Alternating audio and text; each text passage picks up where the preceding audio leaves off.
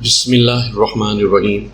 سامعین کرام، آپ سن رہے ہیں اردو داستان زنجیر، جس کے مصنف ہیں شمیم نوید، اور یہ اس سلسلے کی قسط نمبر 36 ہے۔ مجھے امید ہے آپ کو میری یہ کاوش پسند آ رہی ہوگی۔ آپ نے اگر ابھی تک میرا چینل کہانی گھر سبسکرائب نہیں کیا تو ابھی میرے چینل کو سبسکرائب کر کے بیل نوٹیفیکیشن آن کر لیجئے، تاکہ آنے والی ہر نئی کہانی کی اطلاع بر وقت آپ تک پہنچ سکے۔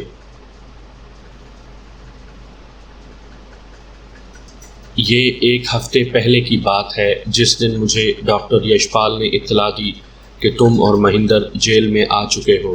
اسی دن مجھے اس نے لالی کے موت کے بارے میں بھی بتا دیا تھا۔ سیٹھ وشواناتھ نے کہا۔ میں خوش تھا کہ مہندر آ گیا۔ میں رو رہا تھا کہ لالی ہمیشہ کے لیے بچھڑ گئی۔ سیٹھ وشواناتھ نے کپ کپاتی آواز میں کہا، لالی میری بیٹی، اس کے لیے میں نے سالار اعظم سے ایک وعدہ کیا تھا۔ پھر کافی دیر تک کوئی کچھ نہ بولا، بس سیٹھ وشواناتھ کی سسکیاں ابھرتی رہیں۔ سسکیوں سے ان کا جسم پھڑکتا رہا، ان کی زخمی انگلیاں میرے بالوں میں سرسراتی رہیں۔ آفاق، میرے بیٹے، میں نے سالار سے ایک وعدہ کیا تھا، تمہیں اس کا علم نہیں، کسی کو علم نہیں۔ سالار نے بتایا تھا کہ تم اور لالی ایک دوسرے کو پسند کرتے ہو۔ اس نے وعدہ لیا تھا کہ نینی تال کی مہم کے بعد میں لالی کو تم سے منسوب کر دوں گا، منگنی کر دوں گا، اور شادی ہندوستان کی آزادی کے بعد ہوگی۔ مگر بیٹا، لالی مر گئی۔ لالی تو مر گئی بیٹا، مجھے بتاؤ اب میں اپنا وعدہ کیسے پورا کروں گا؟ سیٹھ وشواناتھ بری طرح بلک پڑے۔ رات کے پچھلے پہر اچانک میری کوٹری کا دروازہ کھلا۔ اس مرتبہ سپرنٹینڈنٹ جیل 2 انگریز افسروں اور 2 ہندوستانی اہلکاروں کے ساتھ آیا تھا۔ سپرنٹینڈنٹ جیل اور انگریز افسروں کے ہاتھوں میں ٹارچیں تھیں اور وہ کوٹری کے اندھیرے میں روشنی پھینک کر جائزہ لے رہے تھے۔ پھر انگریز افسروں کے اشارے پر ہندوستانی اہلکاروں نے سیٹھ وشواناتھ کو پلنگ سے کھولا اور اسٹریچر پر ڈال کر لے گئے۔ ان کے جاتے ہی سپرنٹینڈنٹ جیل نے مجھ سے کہا کہ میں اس کے ساتھ آفس چلوں۔ مہندر نے میرا ہاتھ دبایا، میں نے بھی جواباً اس کے ہاتھ پر دباؤ ڈالا اور سپرنٹینڈنٹ جیل کے پیچھے کوٹری سے نکل گیا۔ ایک محافظ نے کوٹری کا دروازہ بند کیا۔ کیا ہونے والا ہے؟ کیا سلوک کریں گے یہ لوگ میرے ساتھ؟ میں یہی کچھ سوچتا ہوا سپرنٹینڈنٹ جیل کے ساتھ ساتھ چلتا ہوا اس کے دفتر میں پہنچ گیا۔ بیٹھو، سپرنٹینڈنٹ جیل نے مجھ سے کہا۔ میں اس کی میز کے سامنے پڑی ہوئی کرسی پر بیٹھ گیا۔ فرمائیے، کیا کام ہے مجھ سے؟ بتاتا ہوں، سپرنٹینڈنٹ نے کہا۔ بات یہ ہے کہ مجھے نامعلوم تم پر کیوں رحم آ رہا ہے۔ میرے لیے یہ نئی اطلاع ہے۔ میں نے کہا، سمجھ میں نہیں آتا کہ اس پر مجھے خوش ہونا چاہیے یا رونا چاہیے۔ سنو نوجوان، سپرنٹینڈنٹ نے کہا، تمہارا ساتھی تو جذباتی اور احمق ہے۔ مجھے تم میں معقولیت کے آثار نظر آ رہے ہیں۔ تم معاملات پر ٹھنڈے دل سے غور کرنے والے معلوم ہوتے ہو۔ آپ کا اندازہ درست ہے۔ میں نے کہا، تو سنو، سپرنٹینڈنٹ نے کہا، میں نے آج دوپہر جو پیشکش کی تھی بہت سنجیدگی سے کی تھی۔ حکومت یہ جاننا چاہتی ہے کہ سیٹھ وشواناتھ کن لوگوں کے لیے کام کر رہا ہے اور سالار اعظم کون ہے۔ اس کے بعد اس نے وہ تمام باتیں دہرا دیں جو پولیس کو سیٹھ وشواناتھ کے ملازم سے معلوم ہوئی تھیں۔ تم یوں کرو کہ سیٹھ وشواناتھ کا اعتماد حاصل کرو، اس کے سامنے خود کو زبردست انقلابی ظاہر کرو اور کسی طرح یہ معلوم کرو کہ سالار اعظم کون ہے اور اس کے ساتھی کون کون ہیں، ان کی تنظیم کے مالی وسائل کیا کیا ہیں۔ یقین جانو، اگر تم اپنی اس کوشش میں کامیاب ہو گئے تو نہ صرف تم رہا ہو جاؤ گے بلکہ ایک بڑے انعام کے بھی مستحق قرار پاؤ گے۔ وہ خاموش ہو گیا۔ مگر آپ نے اس کام کے لیے مجھے ہی کیوں منتخب کیا ہے؟ محض تمہاری خوش قسمتی، سپرنٹینڈنٹ نے کہا۔ ہم کسی اور پر اعتماد نہیں کر سکتے۔ اس اعتماد کا شکریہ، میں نے کہا۔ میں اپنی سی پوری کوشش کروں گا۔ تو پھر خوش قسمتی تمہاری منتظر ہے، سپرنٹینڈنٹ جیل نے کہا۔ جب میں سپرنٹینڈنٹ کے ساتھ واپس اپنی کوٹری کی طرف آ رہا تھا تو اسی بیرک کے آخری سرے پر بنے ہوئے کمروں سے کسی شخص کے انتہائی کرب کے عالم میں چیخنے کی آوازیں سنائی دیں۔ وہ آوازیں سیٹھ وشواناتھ ہی کی ہو سکتی تھیں۔ یہ کیسی آواز ہے؟ کس کی آواز ہے؟ میں نے پوچھا۔ اسی بدقسمت سیٹھ وشواناتھ کی آواز، سپرنٹینڈنٹ جیل نے کہا۔ اگر زبان کھول دے تو اس عذاب سے اس کی جان چھوٹ جائے۔ میں دیکھ سکتا ہوں اسے ایک نظر، میں نے کہا۔ آؤ۔ وہ مجھے لے کر بیرک کے دوسرے کنارے کی طرف بڑھ گیا۔ جوں جوں ہم اس طرف بڑھتے جا رہے تھے، چیخیں زیادہ بلند ہوتی جا رہی تھیں۔ لگتا تھا کہ کوئی بکرا چھری کے نیچے ٹکرا رہا ہو۔ میں اس کمرے کے سامنے پہنچ گیا۔ دروازے سے میں نے وہ منظر دیکھا کہ میرے رونگٹے کھڑے ہو گئے۔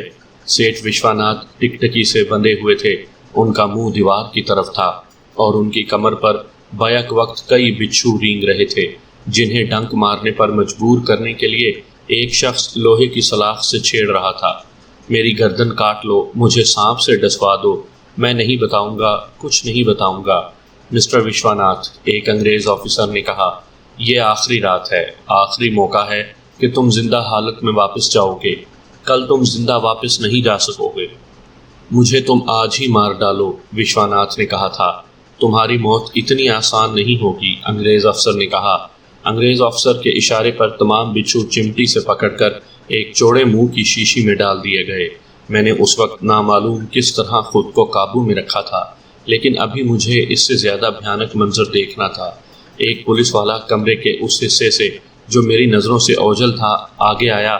اس کی کلائی پر چمڑے کا خول چڑھا ہوا تھا، اس کلائی پر ایک شکرا بیٹھا ہوا تھا جس کی آنکھوں اور چونچ پر چمڑے کے خول چڑھے ہوئے تھے۔ انگریز آفیسر کے اشارے پر اس نے اس شکرے کی آنکھوں اور چونچ سے خول ہٹائے اور سیٹھ وشواناتھ کی پیٹھ پر شکرے کو چھوڑ دیا۔ اس کے ایک پنجے میں پڑی ہوئی زنجیر اس سپاہی کے ہاتھ میں تھی۔ سپاہی نے انگلی سے سیٹھ وشواناتھ کی کمر کو ٹھوکا اور پھر مجھے آنکھیں بند کر لینا پڑیں۔ شکرے نے اپنے پنجے سیٹھ وشواناتھ کے کھوئے پہ جما کر اپنی تیز نوکیلی مڑی ہوئی چونچ ان کے شانے میں گاڑ دی تھی۔ اس کے ساتھ ہی سیٹھ وشواناتھ کے منہ سے ایک بھیانک چیخ ابھری تھی، کل یہ شکرا تمہارے چہرے سے اپنی بھوک مٹائے گا۔ اسی انگریز آفیسر کی آواز ابھری، پہلے یہ تمہاری آنکھیں نوچ کر کھائے گا، پھر تمہارے سینے کو نوچے گا۔ میں نے آنکھیں کھول کر دیکھا، شکرا پھر اسی سپاہی کی کلائی پر بیٹھا تھا اور مرغی کی اس ٹانگ کو ادھیڑ رہا تھا جو سپاہی کے ہاتھ میں تھی۔ سیٹھ وشواناتھ کے شانے سے خون بہہ رہا تھا اور سرخ سرخ گوشت زخم سے لٹک رہا تھا۔ سیٹھ وشواناتھ کراہتا رہا۔ آؤ چلو، سپرنٹینڈنٹ نے مجھ سے کہا۔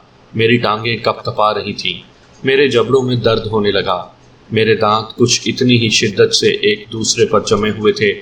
یہ سراسر درندگی ہے، میں نے تبصرہ کیا۔ اس کا ذمہ دار خود سیٹھ وشواناتھ ہے، سپرنٹینڈنٹ نے کہا۔ یہ انگریز آفیسر کون ہے؟ میں نے پوچھا۔ ڈائریکٹر جنرل جیلز کرنل مرے، سپرنٹینڈنٹ نے کہا۔ بڑا سخت آفیسر ہے، انڈمان میں اس نے بڑے بڑے بنگال کے شیروں کو بھیڑ بنا دیا ہے۔ تم سیٹھ وشواناتھ کو سمجھانا، مجھے یقین ہے تم سیٹھ وشواناتھ کو بھی بچا سکتے ہو اور اپنی زندگی بھی سنوار سکتے ہو۔ اس رات سیٹھ وشواناتھ کو کوٹری میں واپس نہیں لایا گیا۔ ہم تمام رات انتظار کرتے رہے۔ میں نے مہندر کو سپرنٹینڈنٹ جیل سے اپنی گفتگو اور پھر سیٹھ وشواناتھ پر کیے جانے والے ظلم کی تمام تفصیل بتا دی۔ یہاں سے نکلنے کے بعد میں بھی تمہارے ساتھ ہوں۔ اس کرنل مرے کو صبح سورج نکلنے کے بعد سیٹھ وشواناتھ کو اسٹریچر پر کوٹری میں لایا گیا۔ ان کے شانے کے زخم کی ڈریسنگ کر دی گئی تھی۔ سیٹھ وشواناتھ اس وقت بے ہوش تھے۔ ڈاکٹر ساتھ آیا تھا، اس نے مہندر کے شانے پر ہاتھ رکھا۔ انہیں سمجھاؤ، اس نے چپکے سے کہا تھا، آج تمہاری ضمانت ہو رہی ہے، 11 بجے تک رہائی عمل میں آ جائے گی۔ مگر ڈاکٹر نے جواب میں کچھ نہیں کہا اور کوٹری سے نکل گیا۔ ہم سیٹھ وشواناتھ کے پلنگ کے ساتھ بیٹھے رہے۔ کوئی نصف گھنٹے بعد انہیں ہوش آ گیا۔ انہوں نے بھیگی بھیگی آنکھوں سے ہمیں دیکھا۔ پتا جی، مہندر نے کہا، میں آپ سے التجا کرتا ہوں، مان جائیے۔ سیٹھ وشواناتھ نے مسکرا کر کہا، میں جانتا ہوں بیٹا، تمہیں ڈاکٹر نے سب کچھ بتا دیا ہوگا۔ ڈاکٹر نے نہیں بتایا پتا جی۔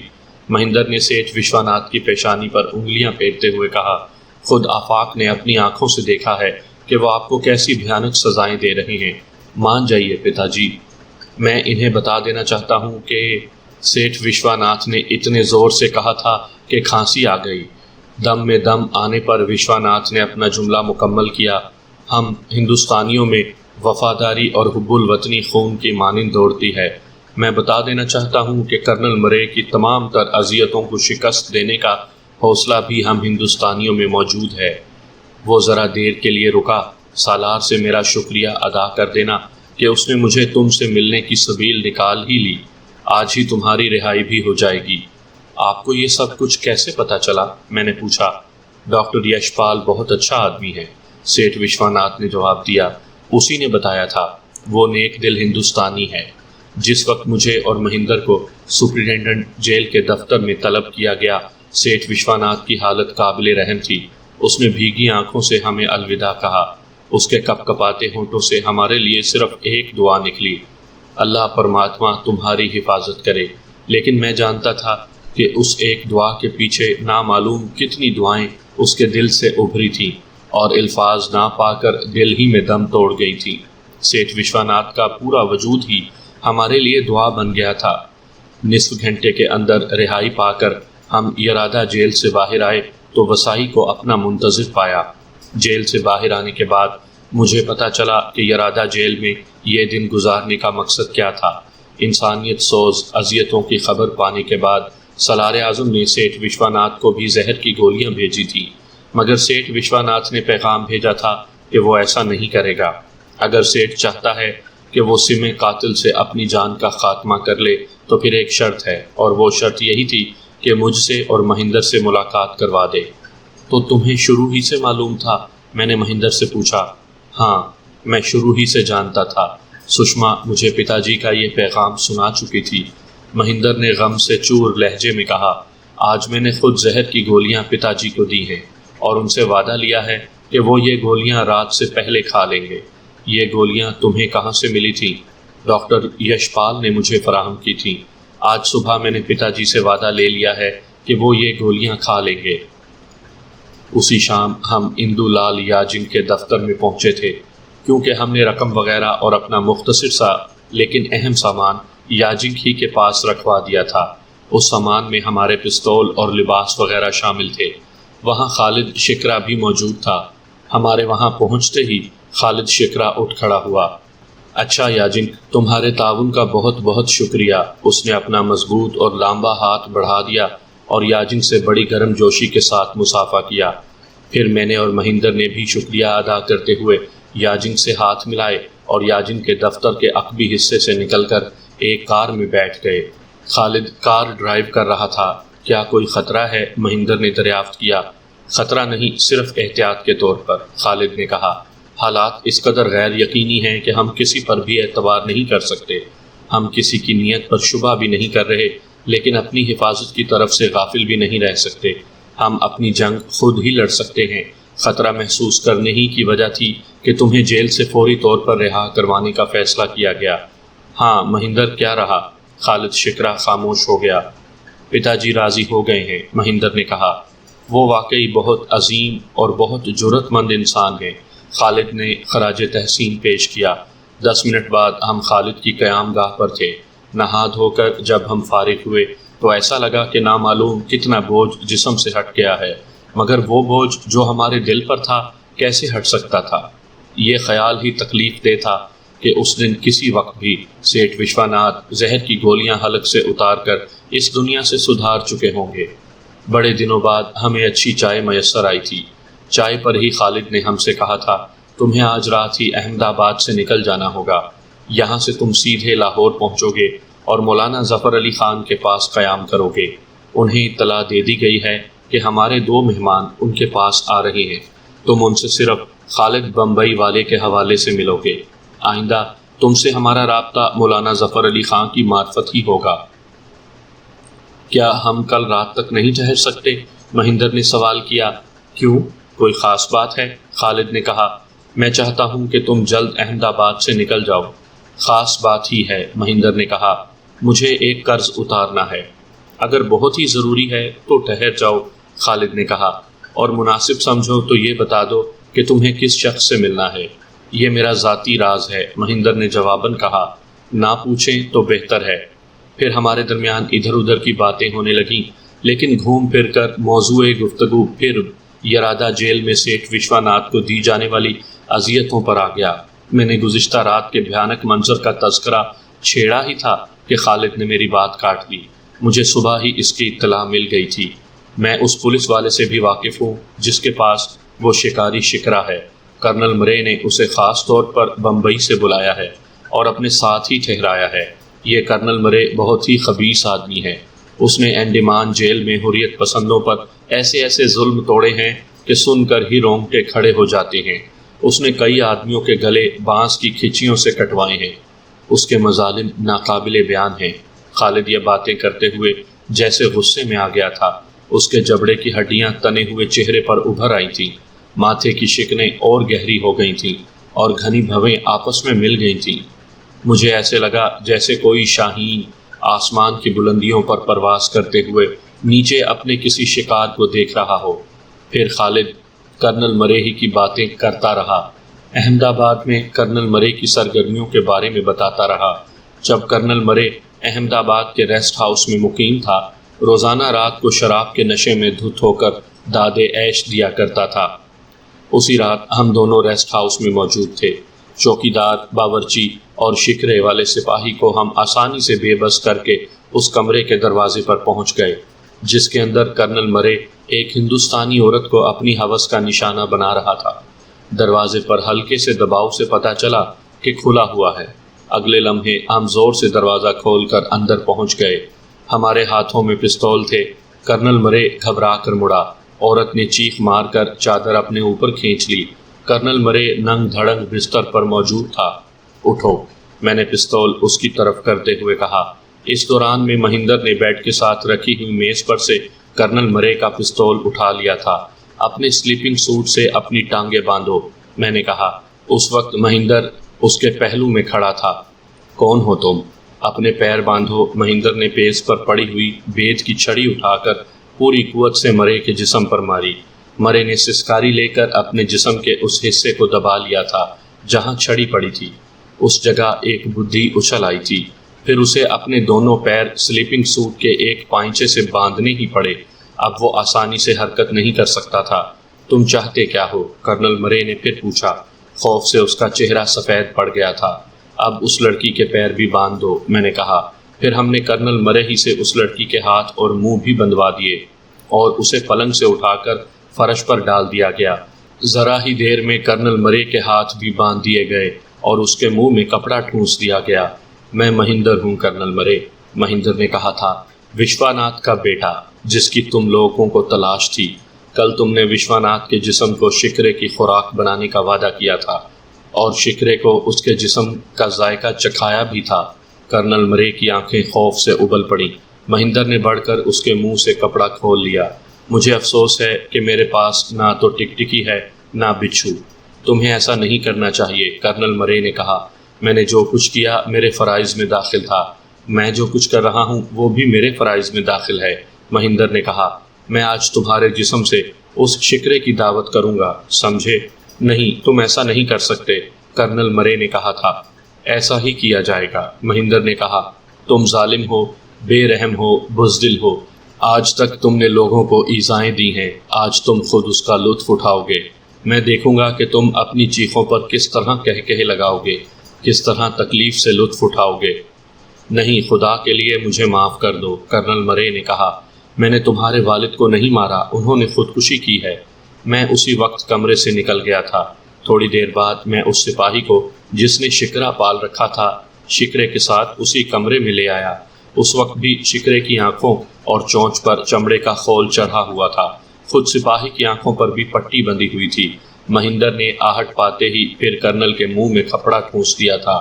میں سپاہی کو کرنل مرے کی مسحری کے پاس لے آیا، پھر اس کی کلائی میں پڑی ہوئی لمبی سی زنجیر کھولی۔ اس زنجیر کا دوسرا سرا شکرے کی ایک ٹانگ میں پڑا ہوا تھا۔ میں نے زنجیر اس کے بازو سے کھول کر کرنل مرے کے بازو سے باندھ دی۔ اس وقت کرنل مرے کے چہرے پر خوف اور دہشت کے آثار اپنی انتہا کو پہنچے ہوئے تھے۔ وہ تاثرات آج بھی میرے ذہن میں پوری طرح موجود ہیں۔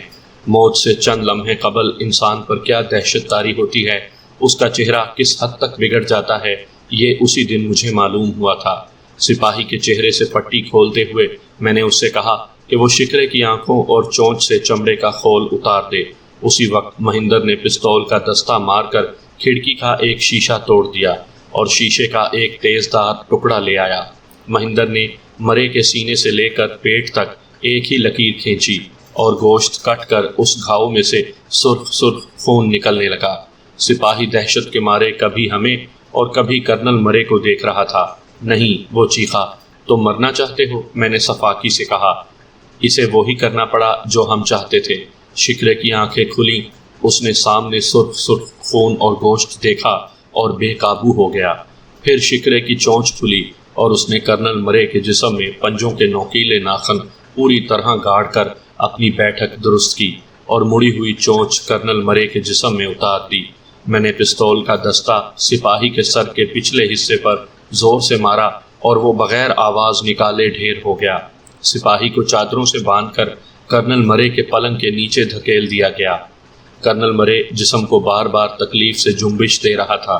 پھر مہندر نے اس کے منہ سے کپڑا نکال لیا اور مرے کی چیخیں کمرے کی فضا میں گونجنے لگیں۔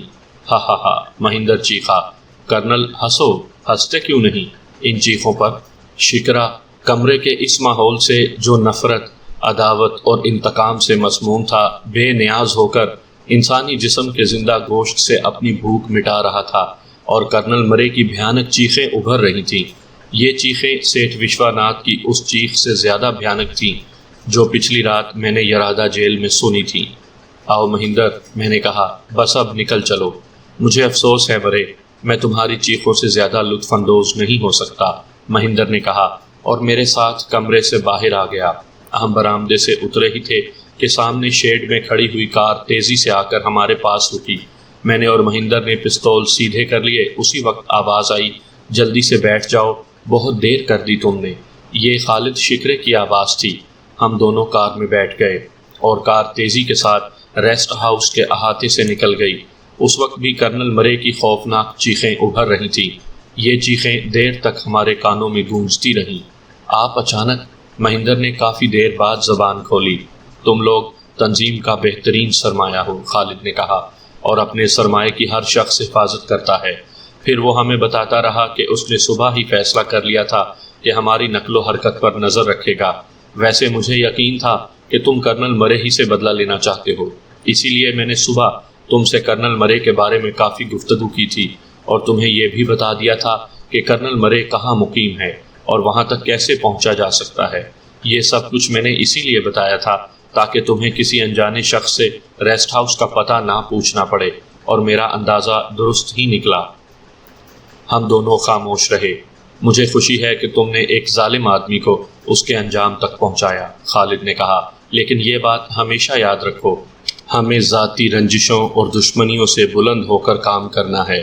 کرنل مرے ہمارے ملک کی حریت پسند تنظیموں کا اجتماعی دشمن تھا، اس لیے تنظیم کو تمہارے اس فعل پر شاید کوئی اعتراض نہ ہو۔ ہمیں معلوم ہے جناب، میں نے کہا تھا۔ یہ میں بھی جانتا ہوں، خالد نے کہا، لیکن تمہیں بار بار اس لیے یہ بات جتائی جاتی ہے کہ کسی بھی لمحے تمہارے ذہن سے اجتماعی مفادات اور کوششوں کی اہمیت اوجھل نہ ہو۔ ہاں، تمہارے لیے ایک اطلاع ہے، خالد نے کہا۔ وہ کیا؟ خان بہادر تصدق حسین کو ختم کرنے کی تمہاری دوسری کوشش بھی کامیاب نہیں ہو سکی، خالد نے کہا۔ کیا؟ میں نے تقریباً چیخ کر کہا۔ ہاں، خالد نے کہا، وہ بالکل محفوظ رہا، البتہ اس کے 2 مہمان ہلاک ہو گئے۔ میرا دشمن اب بھی زندہ تھا، لالی کا قاتل اب بھی زندہ تھا۔ یہ خیال میرے لیے سہانے روح تھا۔ ویسے ایک بات بتاؤ، خالد کہہ رہا تھا، کیا اسی رات تصدق پر حملہ کرنے کے بعد تم نے اسلحے سے لدی ہوئی ٹرین بھی تباہ کی تھی؟ مجھے یقین ہے کہ یہ کارروائی تمہاری ہی تھی۔ اس یقین کا سبب؟ مہندر نے پوچھا۔ مال گاڑی کے انجن، ڈرائیور، فائر مین اور گارڈ اس سلسلے میں 2 نوجوانوں کی داستان سناتے ہیں، خالد نے کہا۔ انہوں نے پولیس کو جو حلیہ بتایا ہے، وہ حلیہ وہی ہے جو اس موقع پر تمہارا تھا۔ پھر مہندر نے اس رات کے تمام واقعات خالد کو مختصراً بتا دیے۔ اب تم پکے چھاپا مار بن گئے ہو، خالد نے کہا۔ ہر وقت حملہ کرنے کے لیے چوکس اور تیار رہنا بھی چھاپا مار کی خصوصیت ہوتی ہے۔ خالد کے لہجے میں تحسین و آفرین کے جذبات تھے۔ مجھے یقین ہے کہ تم نینی تال کی مہم سے بھی کامیاب اور سرخرو لوٹو گے۔ اب ہم بڑودہ پہنچ گئے تھے۔ ریلوے اسٹیشن پر خالد نے ہمیں اتارا اور ہدایت کی کہ پہلی ٹرین پکڑ کر لاہور پہنچیں۔ میری کوشش ہوگی کہ پولیس کو یہ اندازہ نہ ہونے دوں کہ تم احمد آباد سے کدھر گئے ہو۔ میں یہی کار لے کر سورت جا رہا ہوں، وہاں کسی تھانے کے پاس یہ موٹر گاڑی کھڑی کر کے میں بمبئی پہنچ جاؤں گا۔ خدا حافظ۔ خدا حافظ، ہم دونوں نے ایک ساتھ کہا اور خالد نے کار بڑھا دی۔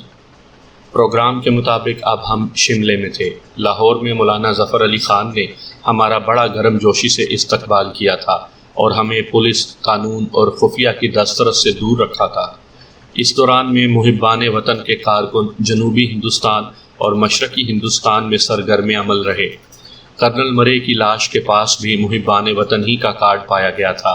پولیس نے شبے میں بڑے پیمانے پر گرفتاریاں کی تھیں، لیکن محبان وطن کے سربراہوں تک نہیں پہنچ پائی تھی۔ جنوبی ہندوستان کے کارخانوں میں ہڑتالوں اور توڑ پھوڑ کا زور تھا۔ سبوتاژ کی وارداتیں مسلسل ہو رہی تھیں۔ لگتا تھا کہ حریت پسندوں کی تمام توجہ جنوبی ہندوستان کی طرف مرکوز ہے۔ اس دوران میں شمالی ہندوستان میں صرف ایک اہم واقعہ ہوا۔ اسمبلی ہال میں بم کے دھماکے ہوئے تھے، لیکن کوئی خاص نقصان نہیں ہوا تھا۔ یہ اطلاعات ہمیں مولانا ظفر علی خان سے باقاعدہ ملا کرتی تھی۔ لاہور میں ہمارے قیام کے دوران میں صرف ایک واقعہ ایسا ہوا تھا جس کا تذکرہ میں ضروری سمجھتا ہوں۔ ایک دن حسب معمول ملاقات کے دوران میں مولانا ظفر علی نے ہمیں بتایا تھا کہ خان بہادر تصدق حسین اپنے اہل خاندان کے ہمراہ لاہور آیا ہے۔ بس پھر ہم نے مولانا ظفر علی خان سے یہ بھی معلوم کر لیا کہ وہ کہاں ٹھہرا ہوا تھا۔ وہ مال روڈ پر ایک کوٹھی میں اپنے خاندان کے ساتھ مقیم تھا۔ پھر ایک رات ہم دونوں وہاں پہنچ گئے تھے۔ ہماری بدقسمتی تھی یا تصدق حسین کی خوش قسمتی کہ وہ کسی اہم کام کے سلسلے میں گورنر پنجاب کے پاس گیا ہوا تھا۔ کوٹھی میں صرف اس کی بیوی اور بیٹی موجود تھیں۔ میں نے سوچا تھا کہ اس کی بیٹی کو گولی مار دوں، اور اسی خیال سے مہندر کو تصدق حسین کی بیوی کے پاس چھوڑ کر اس کی بیٹی کی خوابگاہ میں داخل ہوا تھا۔ وہ ہڑبڑا کر اٹھ بیٹھی تھی اور بڑی بڑی آنکھوں سے میری طرف دیکھ رہی تھی۔ پستول میرے ہاتھ میں کپ کپا کر رہ گیا۔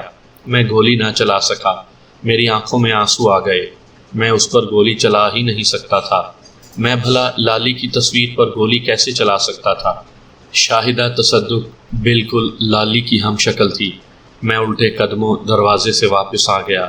کیا ہوا آفاق؟ گولی کیوں نہیں چلائی؟ میں اسے نہیں مار سکتا، میں نے گلوگیر لہجے میں کہا۔ تم اس پر نظر رکھو، مہندر نے کہا، میں دیکھتا ہوں۔ اور پھر مہندر بھی اسی جذباتی صدمے سے دوچار ہوا تھا جس نے میرے حواس پراگندہ کر دیے تھے۔ تم ٹھیک کہتے ہو، اس نے کہا۔ پھر ہم دونوں ان ماں بیٹیوں کو ایک کمرے میں لے آئے تھے اور میں نے کہا تھا، مسز تصدق، اپنے شوہر سے کہہ دینا کہ آج اس کی بیٹی محض اس لیے بچ گئی ہے کہ یہ لالی کی ہم شکل ہے، اس لڑکی کی ہم شکل جسے اس نے لکھنؤ میں موت کے گھاٹ اتارا تھا۔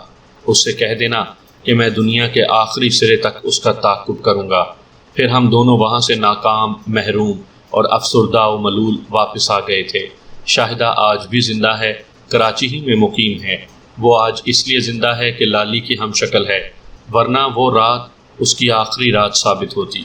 کون ہے جو میرے اس دکھ کو محسوس کر سکتا ہے؟ آج بھی جب کبھی میں لالی کو دیکھنا چاہتا ہوں تو شاہدہ کے گھر چلا جاتا ہوں۔ 2 ماہ ہم 6 آدمیوں نے شملہ اور اس کے آگے پہاڑی سلسلے کی کو پیمائی کی۔ میں، مہندر اور جمشید ایک پارٹی میں تھے۔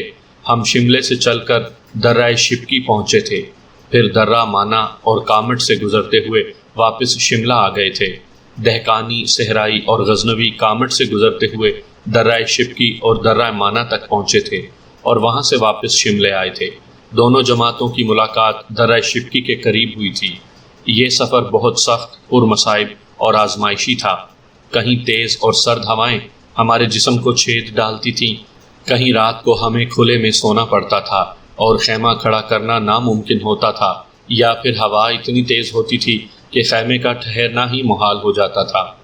ہم نے اس کو پہمائی کی صعوبتوں کو خوشی سے برداشت کیا، کیونکہ ہم جانتے تھے کہ ہماری یہ کو پہمائی ایک بڑی اور اہم مہم کی تیاری کے لیے ہے۔